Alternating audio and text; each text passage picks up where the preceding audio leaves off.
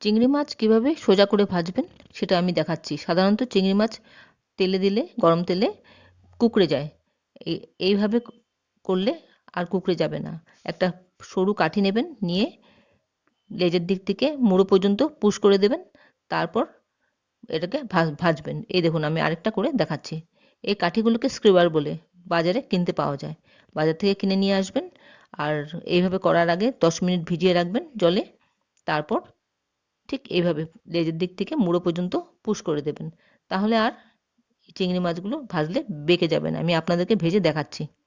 মাছগুলিতে হলুদ গুঁড়ো আর নুন দিয়ে দিলাম, দিয়ে একটু মেখে নেব। কড়াতে সর্ষের তেল দিয়ে দিলাম। তেলটা গরম হলে এইভাবে চিংড়ি মাছগুলো দিয়ে দেব। দেখুন, মাছগুলি আমি গরম তেলে দিয়েছি, কিন্তু একটাও কুঁকড়ে যায়নি, যেহেতু কাঠিটা আছে ভেতরে, তার জন্য। এইভাবে আপনারা করে ভাজবেন, তাহলে আপনাদের চিংড়িও কুঁকড়ে যাবে না। ভিডিওটা ভালো লাগলে লাইক, শেয়ার ও ফলো করে আমার সাথে থাকবেন। নমস্কার।